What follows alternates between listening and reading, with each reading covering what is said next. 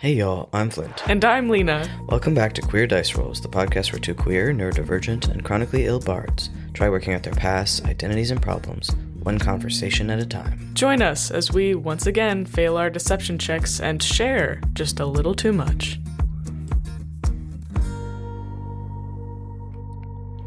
Hi, Lena. Hi, Flynt. Welcome back to your magnificent mansion. Yes, that is where we left off, isn't it? Yes, we had your lovely description.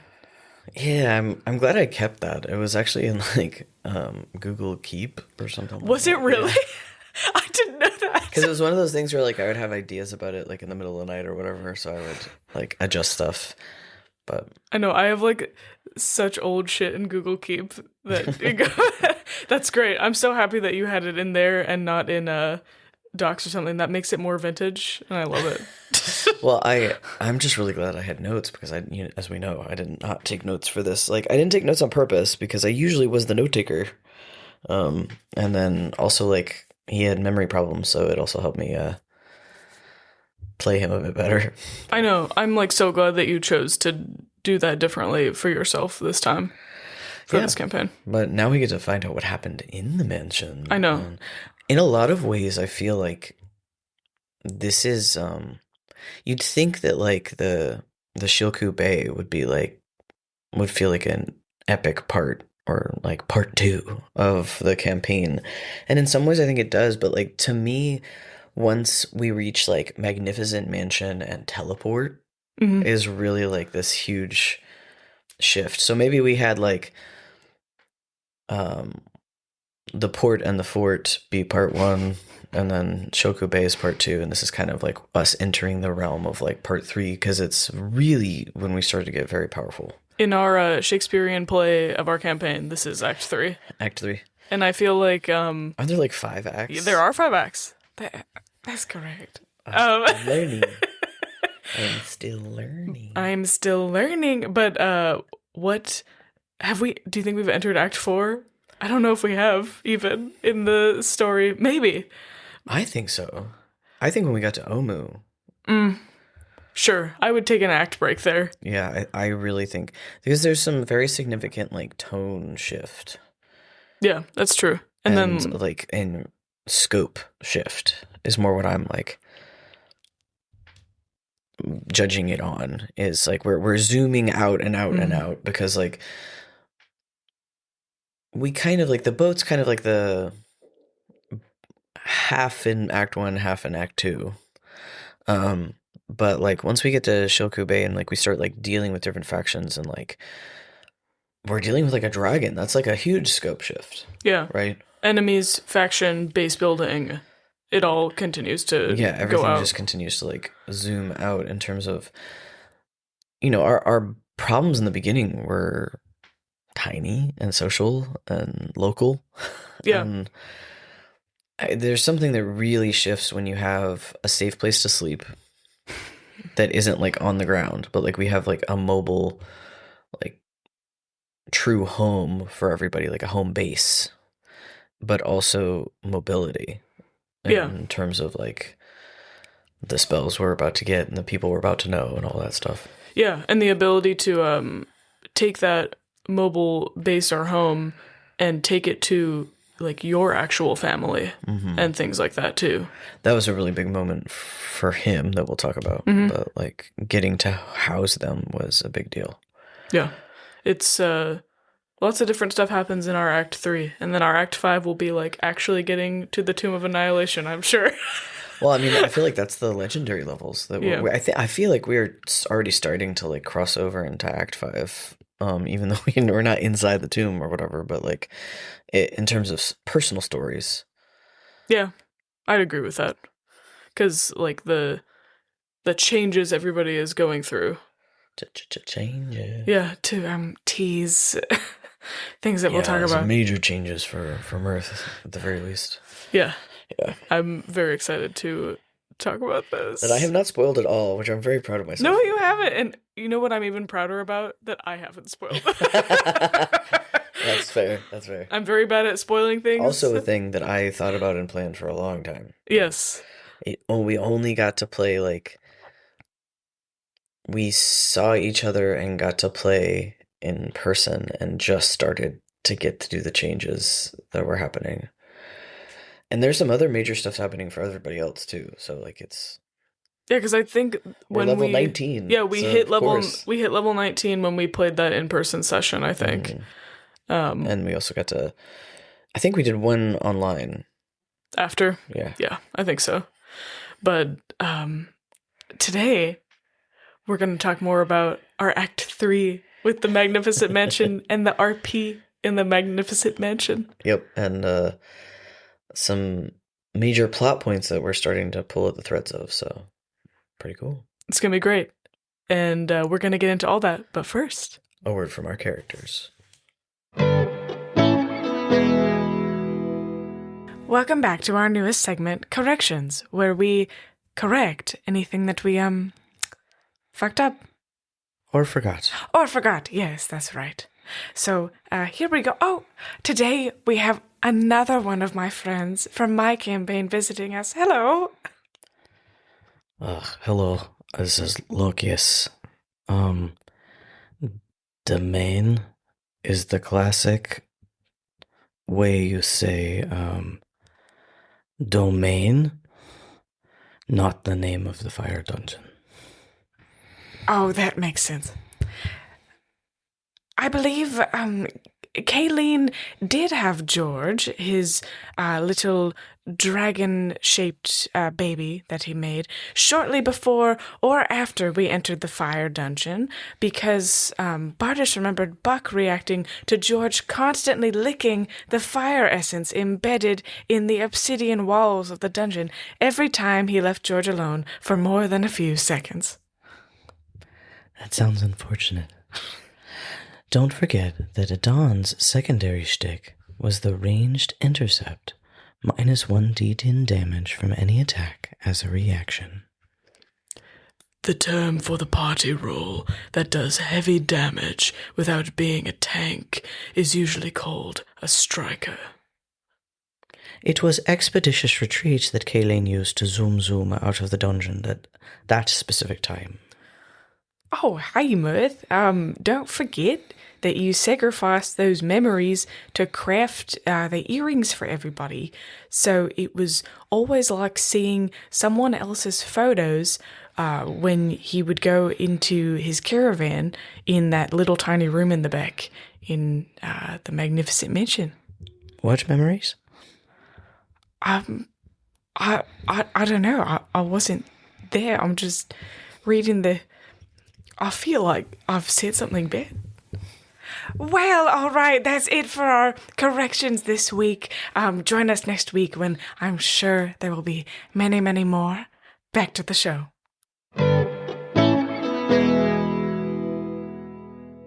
And we're back. We're back. Here we are. It's snowing. Everything is peaceful. Everything smells delicious. There's a gentle family gathering of chatter in the background. I wrote down not all the food that was there, obviously, because that would have been crazy for me to write. Yeah. And also, I still was not at my peak of note-taking, because in other campaigns, 100% I will write exactly what food is happening. I know, you started going verbatim in Mercutio's campaign. I know, it's going to be so helpful. So, there were notably wonderful cinnamon pastries. It's my favorite. Yes, it's Mer's favorite. And then there were sweet and spicy winter squash pastries that were... That's right, those for there. Adon, I think, yeah. And I wrote down that, because I think Bartis asked, what does everybody eat or something? And I wrote down that this must have been me rewatching Bake Off. But I ate a strawberry Charlotte Russe and a fish Pithivier. So that was my first choices. Yeah, Mirth is traveled all over, and he loves the pastries wherever he goes. So there's a whole table that's just different pastries from different regions, savory and sweet. Yeah. But he loves these they're not cinnamon rolls. They're a cinnamon layered pastry. Is it a Queen Amon kind of? Yeah, it's kind of like a Queen Amon sort of thing, but folded differently. Cool. In my head. It's like a the regional folding of whatever kind of pastry it is. Like that's what I was like imagining, because I too watch a lot of Bake Off, and I was like, Oh my god. but yeah, he has a very keen sweet tooth. Yeah, which is correct. We will say. So I remember like we all ate first, and Mirth kind of gave us a tour, and I don't think at the time anybody really went in other people's caravans. No, I think because I have the Mirth descriptions. went in them with everybody. Yeah. And he let everyone know that only they can open their caravan, but he can also get in every single one of them. Yeah, if emergency or for whatever. emergencies or whatever. And there's a lot of updates that he does later, because all he has to do is like concentrate really hard before he does it to change it a little bit. Mm-hmm. And I remember like everybody had a really fun way to open their door. Like I had to shoot a sunburst thing at it. That's why like you're the only one that can open it, right? Yeah. And I think I wrote down a few of the other ones. Oh, do you remember what Zaid's is? No. So his door has a coin slot that's in between Timora's boobs. That's right. Yeah. Which is I was like, I knew great. it involved the coin, but Yeah. I was like, I'm sure it's funny in some way. And I didn't write down how Adon's open. I wrote what hers looked like inside, which you described last time. And She had to use Shaylin to open it. that makes sense. And then Kayleen's Margot, his little hummingbird, has to open. Yes. Which is great. So, yeah, I loved. You didn't have that in the description because we experienced it together. Yes. Doing that was but me describing everything. But I thought those were very fun things to note because they were like really. They were just very personalized details that I really liked. So we all ate. I really wrote in caps that River started making snowcats. Yes, you were very adamant about the snowcats. He'd never seen snow before. Yeah. So he was very excited. And Well, that's because Mirth showed him how to make a snowman. yeah. Because like River was just confounded by snow, and I was like, "What do I do with it?" And he was like, "Well, normally it feels really cold," and he like changed the temperature of it so that he would feel it. He's like, "I don't like that," and it's like, "Okay, well, you can feel it however you want it to feel." And he's like, "Well, what do you do with it?" And he was like, "There's lots of things," and he like showed him how to make a snow angel, and then showed him how to make a snowman. I think they had like a snowball fight too. Yep, definitely had snowball fight. So that was really fun. That's the thing that he continues to do every time they're in the mansion when he needs And to. he shared it with many an NPC. Yes, it's true. It's that like they find a kid later that he Yes. like does it with, which is really cute. And I have notes that first evening he went and trained in the training room because he needed to figure out how his new Jedi sword worked. Yeah, and Mirth went in with him, I remember, because this was like, Mirth hadn't been talking about his dreams at all, and Bardus being Bardus was so good in this moment, because Mirth created the training room to be whatever you needed to fight, so like, it was partially your thoughts, right? So it's partially like your will in the training room of like, I want to be able to practice this, right? So it would turn into whatever creatures you wanted to practice against or whatever. And Mirth was trying to demonstrate that. And one of the training dummies turned into himself when he was demonstrating it. And it was a big slip up for him of literally fighting himself. So it was, thanks, Bardus. I think Bardus keeps saying like we can always fight those dark like shadow versions of ourselves, and I'm like, please, I want to do this combat. Yeah. But I think I don't. That would be terrifying. I mean, yeah, fighting you. I can't save against any of my stuff. Problems. Yeah, that would be terrifying. It's like Mercutio with his insight and charm. Oh, she just made a face. That's an angry face. Don't talk about me like that. So, yeah, River saw that obviously because they were in there together, and I think that's kind of what tipped off starting the conversation about like, hey, do you need some help, Mirth? Like, hey, are you okay, buddy? Yeah, are you okay? Because it hasn't seemed like you're okay, but I haven't known what to do about it because I'm hella neurodivergent. So they went back to Mirth's caravan. Mm. So he was the first one that got to see it, and they went into the room that night. Oh, really? Yes. God, I couldn't believe that was what happened. Honestly, like, it reminds me a lot of, like, when, because we watched a lot of Critical Role, when Liam was like, people were asking with the campaign 2 with Caleb Wittagast, why did you share everything so early? And he was like, well, it'd been such a long time. He needed to tell someone. It'd been what, like 20 years? Yeah. And I mean, I think with Mirth, like, he's been asking these questions since he was, like, asked to leave. And that's why they literally manifested as a room for him of, like, who and what am I? I don't understand. And he's haunted by these memories he can't quite reach, but he keeps dreaming about.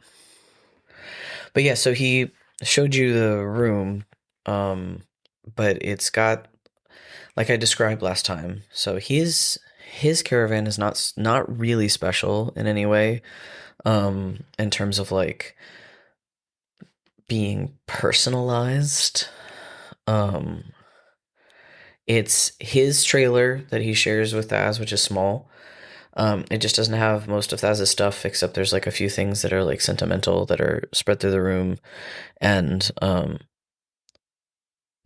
along the wall, like you heard in the corrections, he's got pictures of his, like, the family, like the carnival, but he also has pictures of the memories he gave up to make the charms for everybody. Yeah. Because he kept, like, somehow magically kept, like, photographs of those essentially in his brain, but he doesn't remember what they mean. So it's like being in somebody else's house and looking at somebody else's personal photos.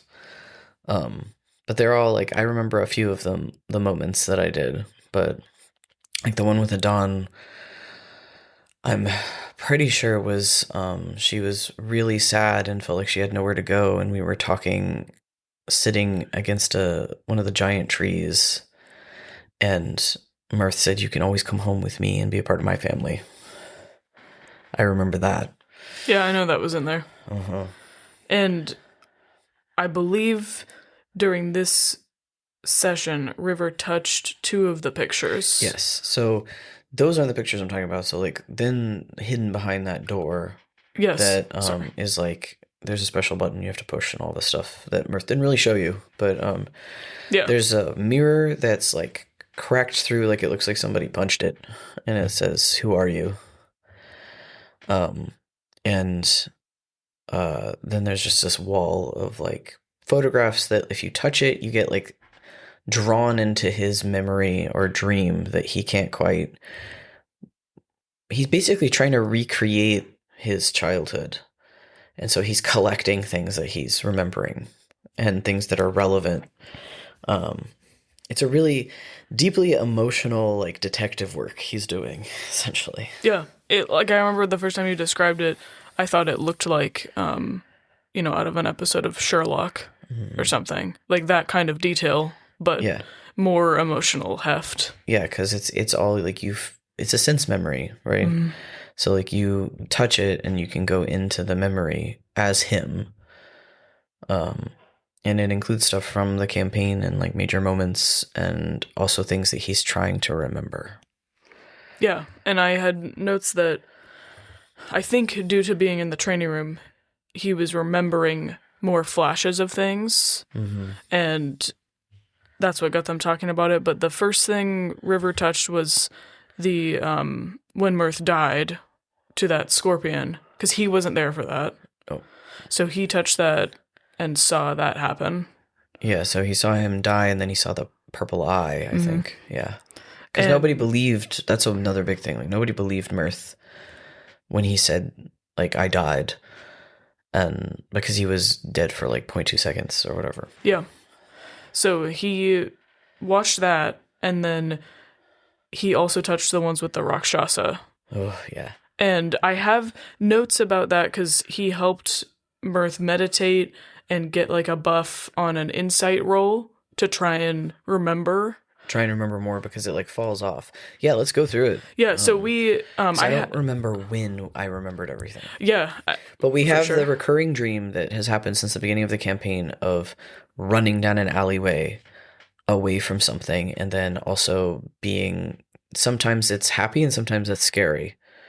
Sometimes he's running away from another little boy and they're laughing, and sometimes he's running away from this something he's terrified of. Yeah. So we in this session notes, this was like one of the ones where Bardis gave you some information, and then after session you were like, I think I already knew that, and then they checked their notes, and the next session we got a retcon Yeah. for adding a bit more information to it. So essentially, what happened is I watched you touch it, and then I touched it, and we like were experiencing it together, I think. Yeah, so you kind of stood, because I was already occupying the sense memory as myself. Yeah. So you kind of stood there with me, which was really interesting.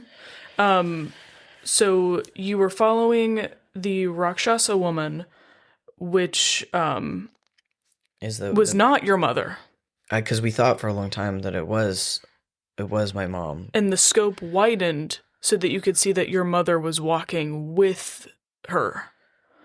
And the woman who was not your mother was carrying Kor's body, Yes. the little boy that you felt was your friend. No, he loved him. Like, he knew he loved him the first time he saw him.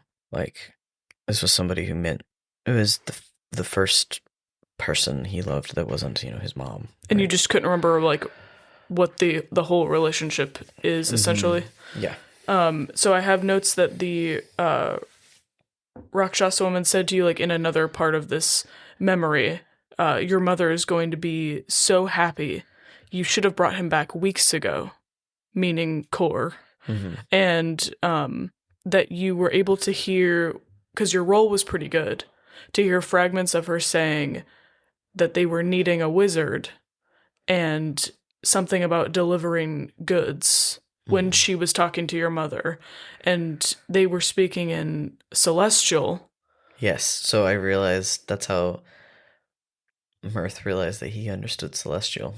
Yeah, and River could hear it too, because I think it's at this level that he gets the monk ability that allows you to understand any spoken language. Yeah.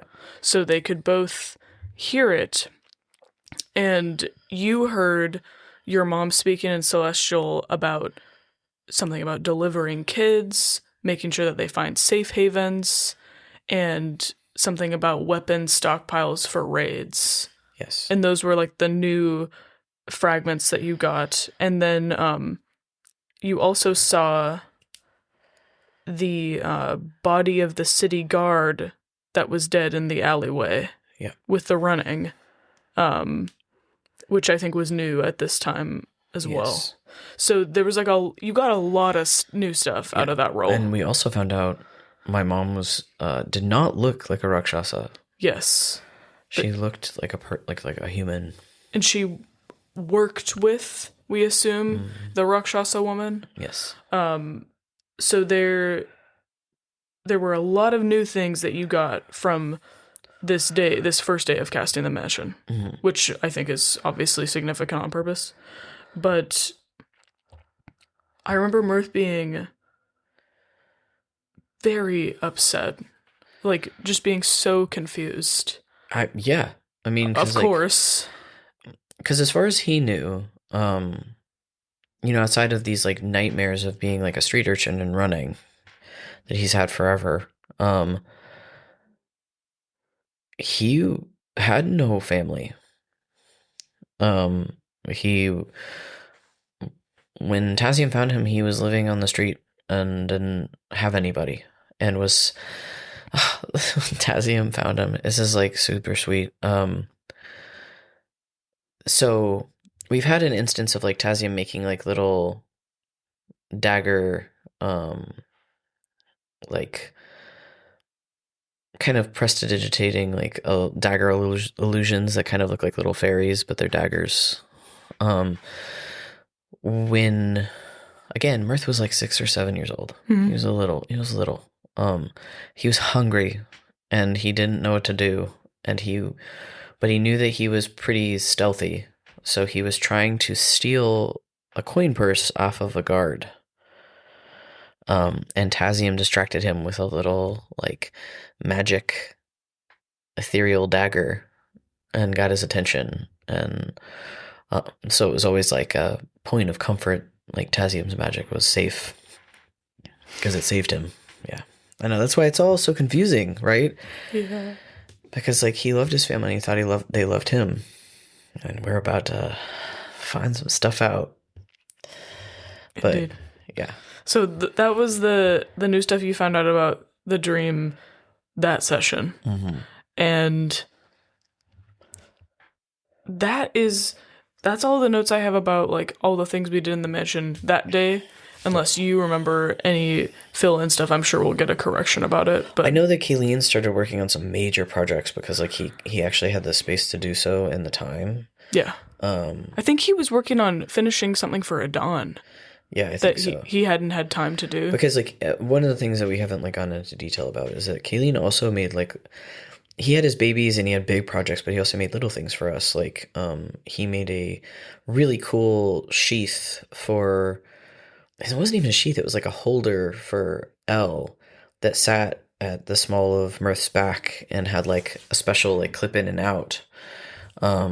Because the sword couldn't go in a sheath. Mm-hmm. Because of the rings on it. Oh, that's right. So it like sat in this really cool holder. And he also made like a glove that Mirth could use for like using his fire breathing for fighting. Yeah, that's right. Like you used that glove a lot. I did in the very beginning. Yeah, I have the other notes from Buck about things that he made. So let me see if there's like we talked about him, you and Kayleen making Zayd that custom armor. Mm-hmm. He made the goggles of night vision. That's what he was working on for it. Yeah, and then because he made her bracers of archery later, I think. Yeah. So Adon, because of being a drow, is very uncomfortable in the sunlight, and it's very bright and sunny. I mean, it's a jungle, right? So he made her these sunglasses, magical sunglasses. Yep. Very cute. And then he made something for an NPC connected to Adon that we'll get to soon. Oh, that yeah, was right. Very cute. Got your custom sheath, your glove, the Nimdo. Yep. He's working on something for River on bracers of defense for him. He says he's about 40% done. And then everybody has their many-handed pouches that he made. Yep. And things that we will hear about the beginnings of next session, I think. Mm-hmm. But those were I think he was working on the goggles for her in the mansion. But I remember him working all the time in there. Yeah, so this first night also, like, the next morning... I do know, because Mirth was like, please let me know if you like everything. And yes. Kayleen had a list, like the length of my forearm, of things to fix about his workshop. And notes. Capital N. Because one of the things about Kayleen's caravan was that it looked like a skyship. Remember? Oh, yeah. And because it was like... Mirth had found out in conversation that was like his big dream, and he was like, the skyship's design is all wrong. Here, this is how you design it. And then he was like, I need all these tools on the inside, and Mirth was like, I don't know what that is. You're gonna have to describe it in detail for me so that I can try to make it. Yeah, I remember, like, honestly, a huge chunk of the next in-game session was him describing all the corrections to the mission. So that happened, and we... you dismissed it for the day so that we would continue our travel. Mm-hmm. And that's when we ran into the infamous major enemy of us and the state, I would assume, Beethan. And his party. His party was, so Beethan's as we know, a paladin of what? Unsure. And then we have Calicrates, I believe. That sounds right. I didn't write down who they are, just that they had leather armor. Great notes. We had Arna, who was a caster of some kind wearing robes, and then Kovalu, who was their Chultan guide. Yes, Kavalu was great. Yeah, Kovalu was awesome, and Musharib really got along with them. Yeah, I remember having a good conversation with Kavalu. Yeah, so we met that party. And honestly, like, everybody but Beethan was fine. Yes, that's why you ended up letting them kind of stay with us. Yeah, because we saw them and they were just not doing well. They were literally struggling. They were dying from heat stroke, from heat exhaustion. And so first I cast the hut to like give them relief, and then we traveled with them for some time, right? Yeah, so we ended up doing a Velociraptor fight with them. That's right. I was like, I thought we fought too. The Chultan guide, notably, because River liked him, said that Ubteo advises you to go through life like it is a labyrinth, which I thought was great. And we found out, talking to that group, that they were trying to also go to Omu. Yes. And I remember Papa Zottle yelling in River's ear, being like, you can't let them go there. They, like, don't deserve it. Kill them. Yes. And he was like, I'm not gonna kill them. Like, He was having some problems. yeah, we were having some disputes. And that night we hit level 14. Yeah. Which was exciting. And we Mirth let them in the mansion. Mm-hmm. I do remember that. And was like, you guys can stay with us before we part ways or whatever. And everybody was fine except Beethan. Beethan got wasted. Yeah, you got hella wasted. And just kept eating the stuff, which was fine. But like, he wouldn't leave the next day. No, you had to like This is the first time I think the whole group had seen Mirth be annoyed to that extent with a person. Because like Mirth can be catty, if you'll excuse the expression. Okay, yeah, sure. But like he can be like I don't know how to explain. Petty?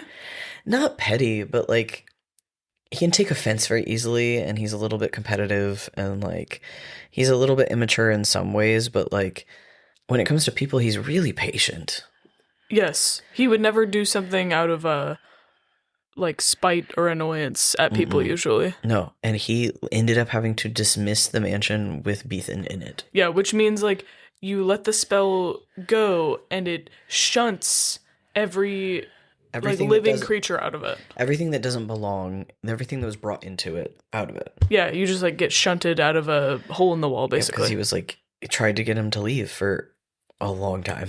Yeah, because we were like, we need to continue where we're going. You're welcome to travel with us, because obviously you can't handle yourselves. Uh-huh. And then I think after that, we just left them. I'm pretty sure. Yeah. Like, we were just like, you can't come with us. You're slowing us down, obviously. Well, I mean, they didn't want to. Yeah. They were trying to go the other way. Yeah. Like, Omu is east, and the mine, Hrakamar, that we were trying to get back to is, like, northwest. Yeah. So I think we were just trying to help them for a night. Just trying to help them for an evening. Yeah. But, like, everybody else was fine, as far as I recall. Yeah, I remember them being normal people. Yeah. Who were just trying to do their job. Oh, And I think we found out that they were another party that was sent down by Commander Porter. Yes. Because we hadn't reported back or gone back. Which, who cares? She sucks. I choose to believe that she sucks. So, I ain't doing it. And then I have... Because then essentially we get back to Hrakamar, but I have some lore to share. Okay. Because then, as a party, we made a plan. And yes, we spent so long. It was like a whole session. Yep. Because we had so many things. Yes. That we were supposed to do. Because the whole reason Undrel went with us is because we were supposed to help her. But helping her was in far northern Choltz. It was like very far northeast, away from anything else we had to do. Yeah. And then we were supposed to help the people at Hrakamar. There was stuff with my family. I'm sure you'll cover all of it. But like You're doing very well. We had so many things to be doing. And we haven't mentioned all of the things that we had also gotten from the boat of like treasure map clues, and like we're supposed to be doing things for you, like for River and finding Omu, but then there's also the Papazotl stuff that's going on. Like, there was so many things that we were supposed to be doing. Yeah, it's like when you're playing an MMO and your quest log is full, and you're like, Yes. which one do I do first? Because we finally had some sort of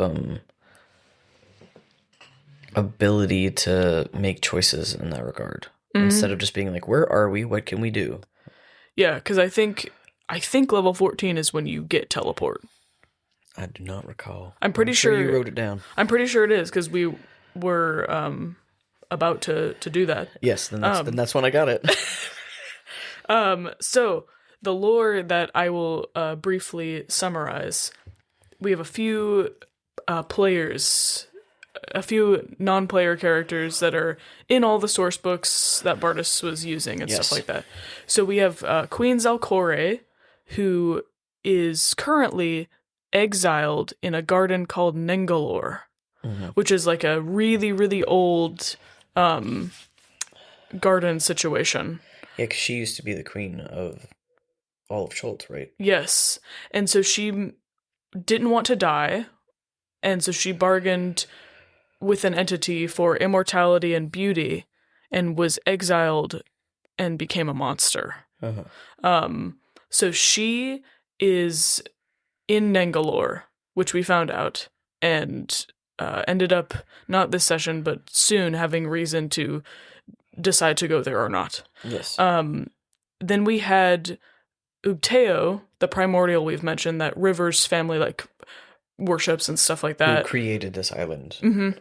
And the story is he got fed up with all the gods, essentially, and decided to leave. Yes. And the Beast Lords, one of whom is Papazotl, took over Omu after he left to fill the power vacuum that was happening there. And then we also have Xanthi is one of the merchant princes. Yeah, Xanthi's the one that fucked over Kayleen, right? I believe so. And is the last surviving heir to a noble house of Omu, which is significant for like why they're a merchant prince, but people are trying to kill them because they could essentially become like take power back in Omu. Then it's not the one that messed with Kayleen, is it? Is it not? I don't think so. Because remember there was a merchant prince that we worked with, and there was one that we didn't. Wakanga's the one that we worked with. The one that you guys were staying at the villa of Wakanga. And I know Xanthi is the one that is an heir to a surviving noble line of Omu. And Kayleen may have gotten messed up by a different one, because there were quite a few. Yeah. Well, I'm sure Bartis will correct us. Bartis will correct. But Xanthi is a player that like is important. And then we have the princess. Yes. I forget how to pronounce her name. I think it's Mwakanare. I think I'm pronouncing it wrong, but I don't remember because Mirth just called her princess. that's fair. And that's what we're going to call her, probably. So she is supposedly at Kirsabal, which is a monastery that's kind of between where the party currently is and Omu. And she was the heir to Omu when it fell. Yes. So she also has a claim, as well as Xanthi. Yeah, so there's a lot of, like I was talking about with, like, the scope just zoomed out, right? Because now we're dealing with people who have a claim to this entire nation, right? Yeah. That are fighting for different reasons. And then we have a Beast Lord with us who also has one. Yes. Which is pretty not good. So yeah, it's not good. But the stats, the stats. Hey. So we spent a super long time making a plan. So our plan was we did execute the first few. To be we did. We very much did. So our plan was get back to Rakamar. The reason we weren't teleporting is because those hundreds of kobolds were with us. So we were walking them back. So we were going to drop the kobolds off, and Zaid... Oh, I do have to interrupt you before we can start over again. Also, we were supposed to be looking for somebody for Tazium. You remember? No, tell me. Tazium asked me to look for a man named Artis Simber. I forgot it was this early. Oh, it was when he left. Oh my god. Well, And I wasn't Mirth there. That makes Mirth sense. just forgot. That makes sense. I wasn't there. He was like, I need you to look out for this person. That is a very important lore piece. Thank you. Yes, that's super important. Super important. And I forgot. That's why we have corrections. So, thank you. That does No, go I with mean, the... like, he just forgot in game. Yeah, I remember. But that does go in the lore section, so I appreciate that. So our plan: go to the mine, drop off the kobolds. Zaid like brokered a deal with the dwarves to have them work for them and help them rebuild, essentially. Yes. And then we were going to teleport to your family, and your family were over on the eastern part of Cholt near Mesro, which is after the fall of Omu. Mesro rose as a city, and I think has since fallen. Why were we going to go see them? Do we remember? I think because they needed help finding the princess. That's right. Is what I... Because we remember we could talk to them in the liminal space, and they told us that they were looking for the princess. Yeah, Tazium needed to find her. And Tazium was still working with some princes, because there was like a big coup thing that happened. And I think, if I remember correctly, Bartis will correct us, that Tazium, who's working with Wakanga, the merchant prince that, they're allied with, wanted the princess to take back power and not Xanthi in Omu. That's right, because Xanthi is bad news. Yeah. Okay. So I think Xanthi is the one that was messing with Kayleen, but we'll find out. But that's what we were... Because it was very time sensitive. Because if other people got to the princess before he did, because Tazium was a harper and stuff, then they could kill her. Yeah. Essentially. So we were going to go find your family, get to them, figure out what the best plan was for getting to the princess, and then we would explore that monastery at Kir Sabal, because there was potentially other things there that could help us with the other plot points we were trying to figure out. Then then I think this is where we got messed up. So we were going to teleport back to the mine, establish your family living there. Yes. And then make sure the kobolds and the dwarves are okay and get them to start building an outpost and a home for us. And then we were going to go... With all the money that we would pay them with. Yes. And then we were going to go to Omu. And those parts of the plan did not happen in that order. No, they did not. So, henceforth, this was the plan. So, we, after we spent all the time making the plan, we found out, I will say first, that Musharib renamed himself.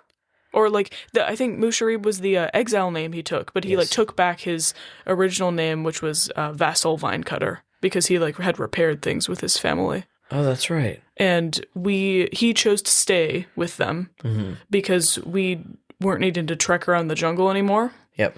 And he wanted to help them rebuild. And yes, I remember we left a lot of things at them. Yeah, so I'm pretty sure Undril stayed there too. She did. We picked her up later. She wanted to put on some muscle, essentially. Yeah, and we picked her up later because we were gonna go and actually help her with her stuff. Yeah, which hasn't happened yet. So we left them there. We, had a talk with them. Along with a shit ton of gold from 2 dragons and stuff. Yeah. They were because we couldn't keep it all in our many-handed pouches. Yeah. And we couldn't spend it anywhere. Do you remember how much? I don't. I know that... It's hundreds of thousands of gold. Yeah, it was an insane amount. I remember that I think Kayleen might have been keeping track of it. That makes sense. And we all had some individual gold, because...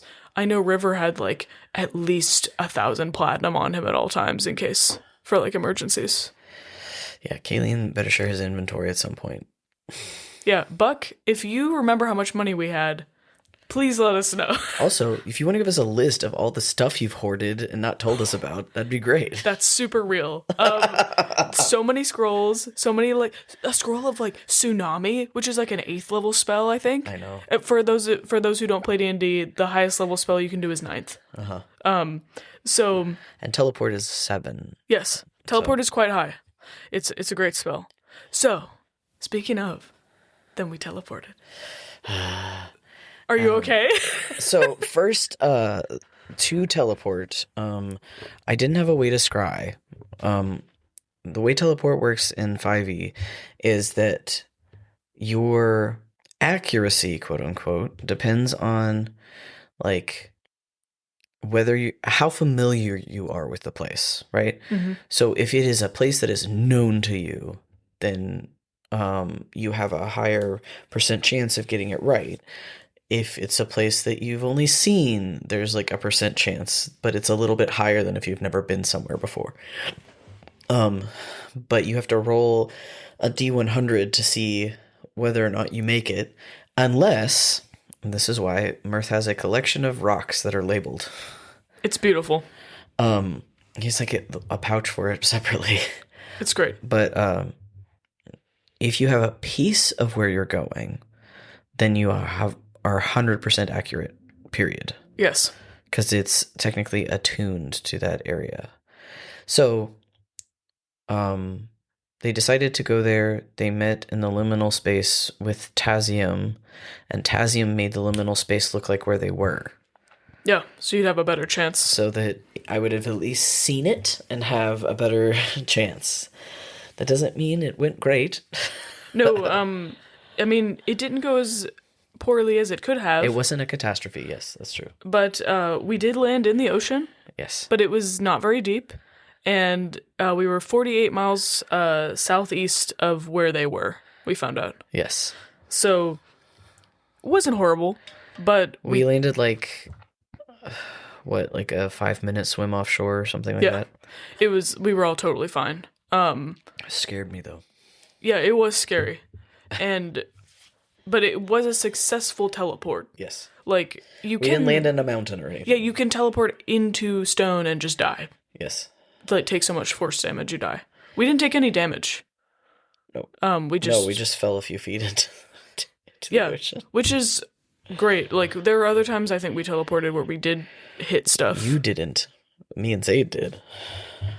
I don't remember that. Yeah. So we got onto the shore, found a wreckage of a big boat, because this, like, used to be a big port. Yes. And there were tracks of giants, of frost giants, and there were giant winter wolves everywhere. Mm-hmm. And I remember Adon trying to get one of them to be her pet, which didn't work out very well. And we had a battle on the beach with some undead crows and bats, because there was weirdly a lot of undead in this area. Yes, there were. Mm-hmm. So that was a little weird for us, and there were some other minor encounters along, because we were trying to meet them in the middle, essentially. Like, they were coming to us, the carnival, and we were trying to go to them, so that we could find each other as quickly as possible. So there were other encounters along the way. Adon was trying to locate somewhere for all of us to stay safe, and before we actually met up with the carnival and discovered all their new class levels, I think that's where we ran into, like, even more winter wolves, and she was trying to talk to them, and they all seemed scared. Yes, they seemed scared and emaciated, if I remember correctly. Yes. I think she tried to feed them. Mm-hmm. And also, like, the jungle's hot, and winter wolves should not be there. No, so, like, there were lots of things that were out of place. Yes, and we weren't quite sure what. It's also where Kayleen, I think, started to try to make the special attunement slot trick he was trying to do.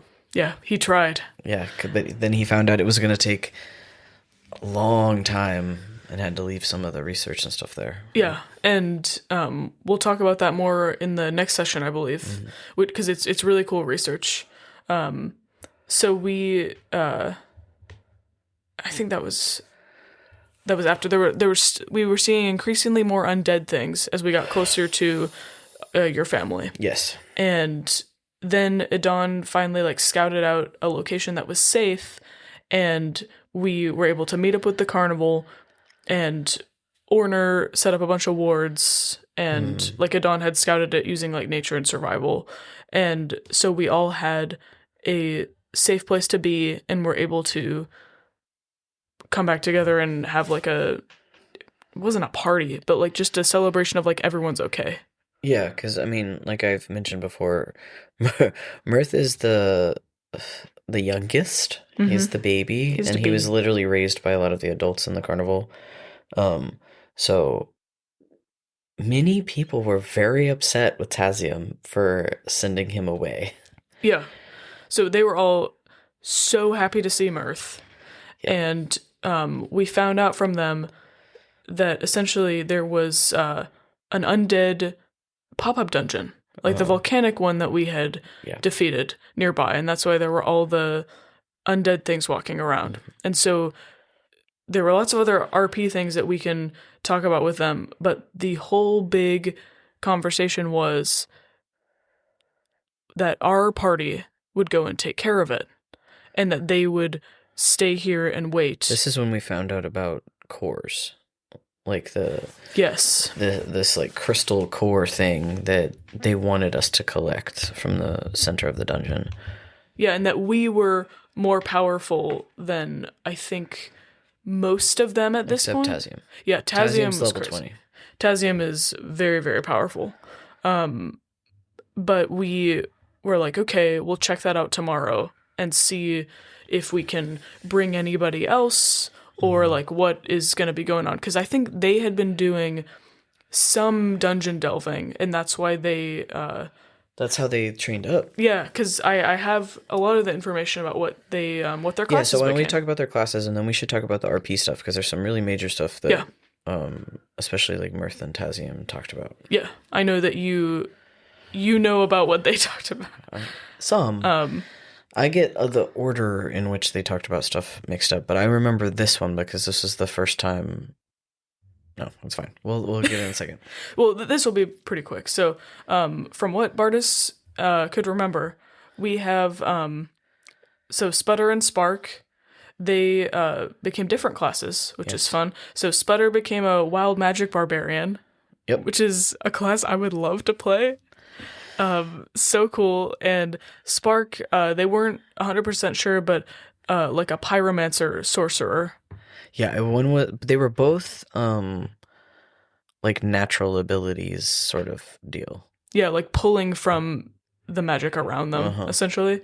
And then Ray became a Dao Genie Pact of the Warlock. I forgot about that. Yeah, which is so cool considering that Tazium is a warlock too. But Tazium's a secret warlock. Secret warlock. We don't find that out for a long time. Horshin became a cavalier fighter. I know. Which is so sweet. Horshin loves all the like beasts of burden. That was like one of the things he was really upset about, was that the horses were missing. I remember because that. the giants stole them. I do. I remember that. That was like He was so depressed. Like, and Mirth tried to make him feel better. Yeah. Norathek, who is the monk, became a Way of the Astral Self monk. Yeah. Which was super cool. River and him became friends this day. Yeah, he was the mystic, or the bloodletter. Yeah, they made plans during this RP to open a restaurant. Yes, they did. At like when we set up a homestead with the carnival and stuff. Weon V became a peace domain cleric of Angharad. Don't know. That's just the god or goddess that Bardis gave me. And then Thaz became a soul knife rogue. I know. And I wrote a whole story about it. Yeah. Yeah, because he, so fun thing, we can talk about Thaz a little bit, right? Well, we're going to have to. Yeah, we're gonna have to, because he's gonna start to come with us. Hmm. So like I said, Thaz was like one of the only people that Mirth recruited. Yes. Um, and I have like a whole short story about it, but essentially, it was the first performance that Mirth gave after the tiny town. Hmm. So it was really big and significant for him. And they were outside Waterdeep, I believe. And Thaz came and he seemed really drunk. Like he seemed really drunk when he met him, but he was still like aces at throwing knives. And they flirted in the fashion that Mirth does. And he was so good at throwing knives, even like absolutely plastered, that Mirth brought him back. But what had actually happened was he had run afoul with the gang he was in, and he actually had nobody knows this yet, but he had one of the illithid like little brain things in him. Like in Baldur's Gate Like 3? in Baldur's Gate. Yeah. When Baldur's Gate came out, I was like, oh my god. Yeah. You thought of this like... It was actually God. Bardus. Bardus was the one that like created that background for me, because I was like, I wonder why he would have left and all this stuff. But yeah. Oh my God. So when Mirth brought him to meet Tazium, Tazium was like, I know who you are, and I know what's wrong with you, and I'll fix it for you. And so he has basically a psionic scar from the, what are they called? The little crawler the brain thing. worms? Yeah, I can't remember what they're called. Oh my God. Hold on. They say it a million Yeah, they times do. in Baldur's Gate. And I've watched you play Baldur's Gate. Wait, we can find this. Oh my god. It'll come to me eventually. But essentially, like, he took care of it. He killed it for him and got it out of his brain before he turned into an illithid. Holy shit. Mm-hmm. I did not know that. Yeah, but there's like a whole plot, and there was like a... Because Thaz is actually like pretty gay and was forced to not be gay in his background. So like there was a woman who was very kind to him that he would go and quote unquote sleep with regularly. Okay. And they got to her because they had her kid. And so she put one of them in his head that morning. That's so sad. Yeah. Yep. Oh my God. Okay. Yeah. Well, I'm glad that Tazium could help him. Yeah, but he helped him, and then because he helped him and he saved his life and he didn't have anywhere to go back to, he stayed. And Mirth like was so excited to have somebody his age and who was his friend, because Sputter and Spark are kind of inseparable. Yeah. So yeah, but he fell in love with him that day, unfortunately for him. R.I.P. R.I.P. And then we have Rastin became a College of Creation bard, which is the class that Buck wants me to play. Yes, Rastin. Rastin didn't say, it was like Rastin cares about Mirth a lot, and Mirth cares about Rastin a lot, but they hate each other. Yep. Like they love each other, but they hate each other, like they don't like each other at all, because Rastin stands for everything that is the opposite of what Mirth stands for. I'm pretty sure it's Rastin. Yeah, it is Rastin. He lies and thinks people are easily manipulated and entertains them only to get what he wants out of them, which is the exact opposite of what Mirth believes how we should treat people. Yeah, he just takes advantage of people. He doesn't care about them. And so like Rastin calls Mirth soft all the time, and yeah. But there are some really cool moments between the two of them later that are good. But, yeah. And then we have just two more. We have Manwyn becomes a clockwork soul sorcerer. Oh, so cool. Yeah, which is really... all these classes are like... he and Kayleen started to be really good friends. Yeah, because everybody in the party started to bond with like one specific carnival person. And then Orner... Bardus says, I think it was a homebrew barbarian class, but I cannot remember which one it was. Yeah. Which is okay. You did great, buddy. Because I didn't have any of this shit. I think the only one I had was Norotech for personal reasons. Yeah, I just it's in the notes that's on the server. Yep, So it like is. we all just kind of took that for granted, I guess. One day, we can hopefully get the server back up, and then we'll do a big corrections on some of that stuff.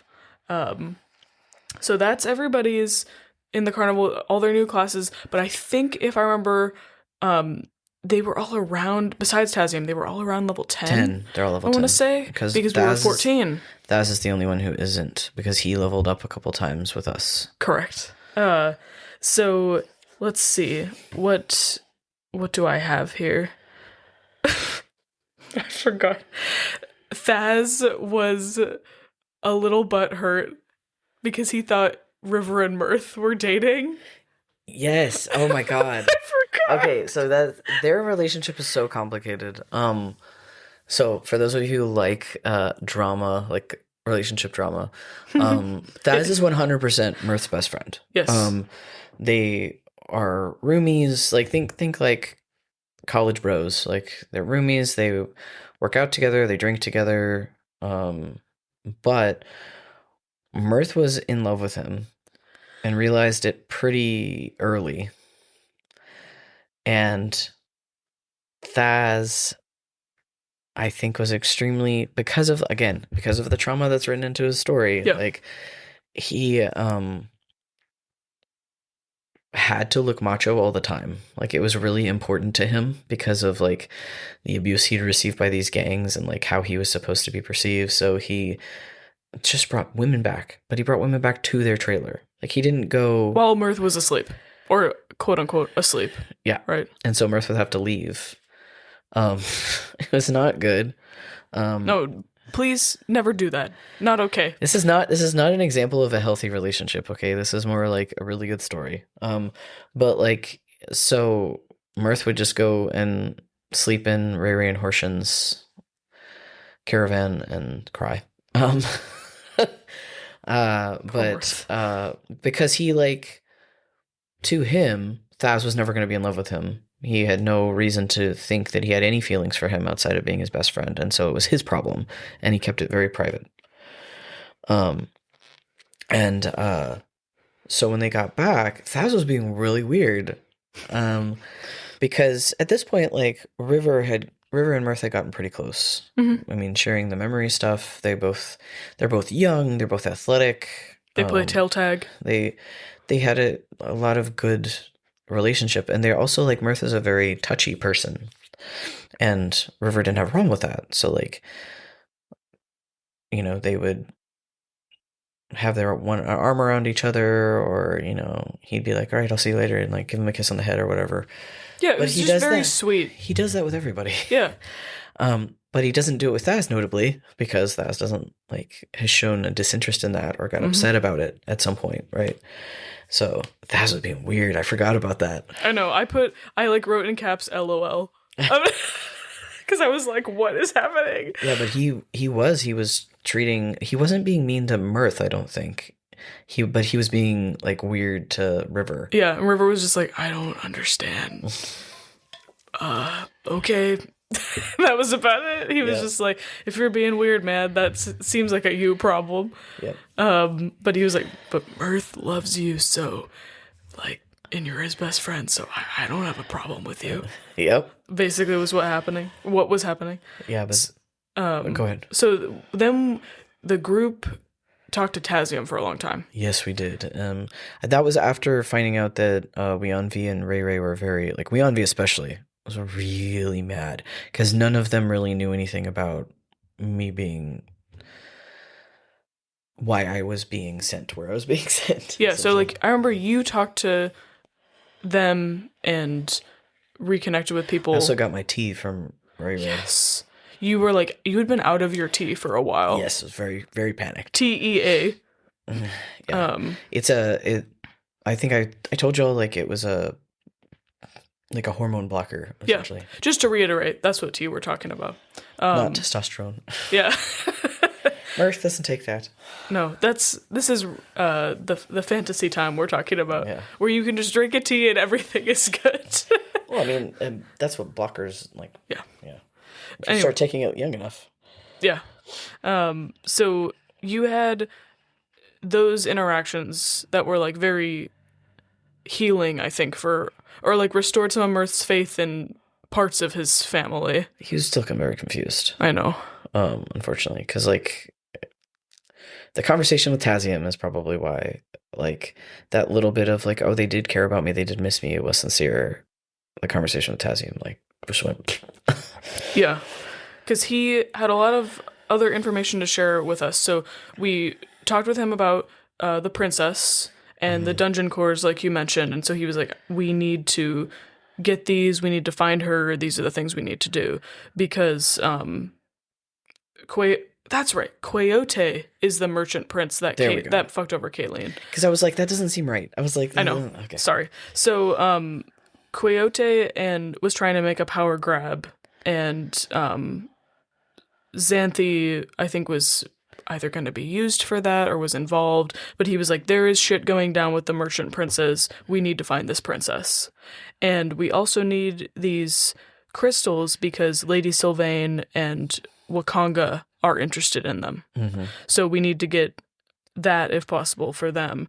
And he also was the first person who told us about that specifically, maybe with this dungeon, had to do with Raznasi, who was a Bare or a paladin of Ubteo, who essentially like betrayed Ubteo and became like an undead paladin, and had this big, like, he raised a huge undead army, and that's where we get the Valley of Lost Honor that we walked through and weirdly saw a skeleton army in, but that's why it's just barren. Yes. Because he raised a huge army there and there was a huge battle. Mm-hmm. So Tazium was like, he might have something to do with this dungeon or this area. He might be coming back to power, which would also be very bad. Yes. We need to find this princess, essentially. Yeah, and then I had a private conversation. I don't know if you took a lot of notes on that. I'll check while you talk about it. What I remember is basically Mirth being like, I don't understand why you sent me away. Mm-hmm. Like, and I've been trying to, remember stuff from my childhood, and all this weird stuff has been happening, and I don't really know what to do. I'm getting so powerful so fast, and I'm scared, right? Yes. And so that was the first time Tazium was like, there was someone who was looking for you.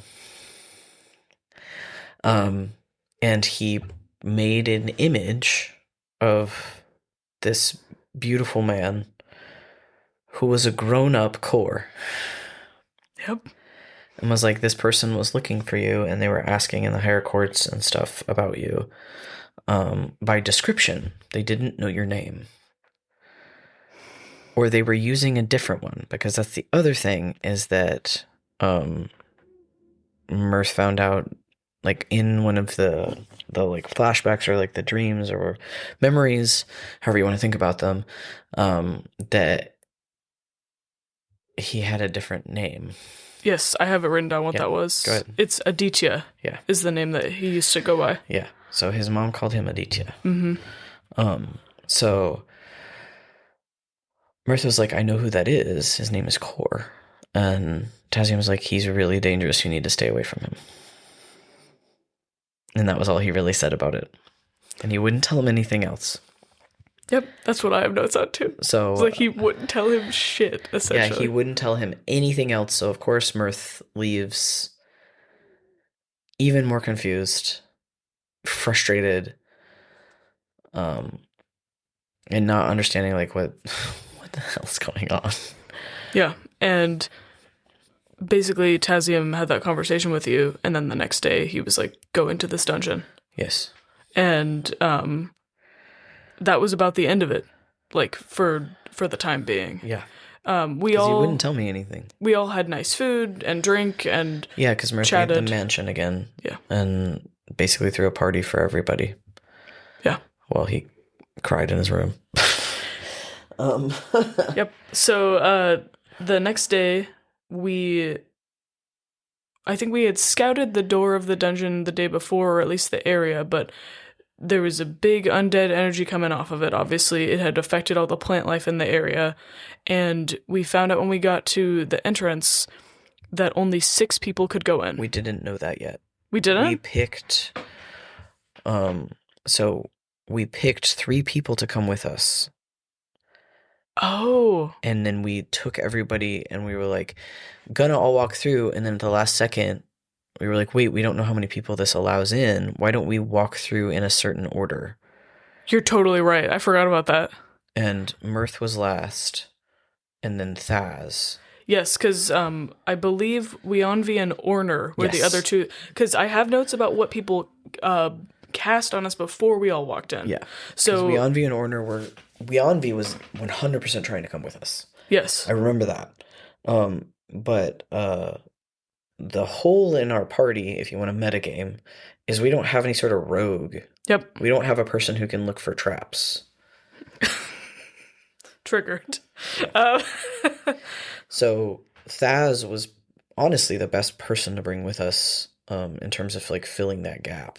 Yeah, so we all had a big discussion about that, and you're right, that's how we decided the order. So the buffs that we had going in, apparently Kayleen gave me the boots of speed infusion, yay. So I can run even faster than before.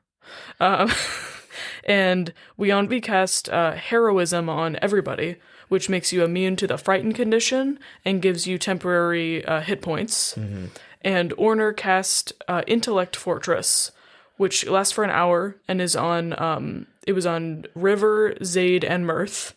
And it gives you resistance to psychic damage and advantage on intellect, wisdom, and charisma saves. Yep. So they cast all those things. And Tazium, I think the night before, had cast telepathic bond on all of us so that we could communicate in our heads without speaking. Yeah, because I remember, I wish that I could remember in more detail, but in the mansion... I think it was that morning. Okay. He cast it, and there was kind of a little bit of a private conversation that happened amongst all of us. But yeah, so essentially this telepathic, so it's Rari's telepathic bond. Mm-hmm. It's for 8 hours. You can just communicate telepathically with like 8 people, up to 8 people, I think, something like that. I think you're correct. So we were connected to Tazium until we walked in. Mm-hmm. And then we weren't anymore. And And notably, we could hear, I guess you could say more than 8 things, because we could hear all of Kayleen's babies in his head. That was the first time. They had voices. That was the first time that we figured that out. And we were like, holy shit, what's happening? Yeah. And I'm pretty sure, couldn't you guys hear L too or something? I think so. I can't remember. So that, like you said, cut off Tazium and Weonvi and Orner when we walked in. Mm-hmm. And then there were 6 of us in a new dungeon. But we're going to talk about that next episode. I know. God, there was so much lore that happened in this, and just so much of... Poor Mirth, dude. I know. Every time, like, I looked over my notes and stuff for this, I was just like, God, Mirth's getting shafted right now emotionally. Yeah, because like nobody will give him any answers. I know. And Tazium actually knows. That's the thing that like later I'm really proud of him. It's that moment that the Bardis talked about. Like he's like, why do you keep lying to me?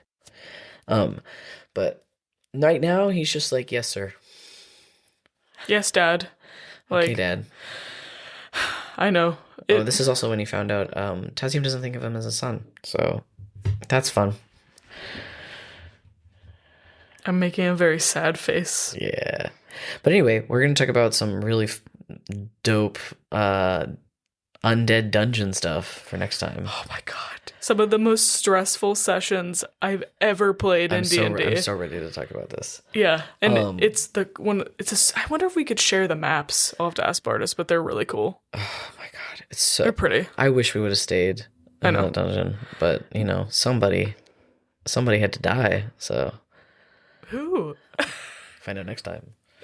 Next week on Queer Eye Souls. We'll let you know more about what we're talking about next week, and you get to hear all your fun little outro messages. But first, a word from our characters. Love the show? Of course you do. Want to learn more? I mean, who wouldn't? Well, you've come to the right bard. This is Mercutia's Market with your host, me, Mercutia Claudius Titania Banquo Ulysses Falstaff. And yes, I did make the name myself. If you have questions for your wonderful hosts, or me, or anyone else you've heard on the podcast, but mostly me, email us at queerdicerolls, that's ROLES, at Obroris, that's OBRORIS, archives.com. If you wish, you can send these poor, tired queers the funds for their iced oat lattes through our Ko-fi Queer Dice Rolls. Be sure to follow us on all your favorite platforms. If you'd like to peruse these or any other links, check out our Linktree. This week, we want to thank Lena's many D&D notebooks, their patterned covers, their improved detail, and despite their deteriorating handwriting. You're gorgeous, and we love you. That's all for now, but I'll be back next week. Ta-ta!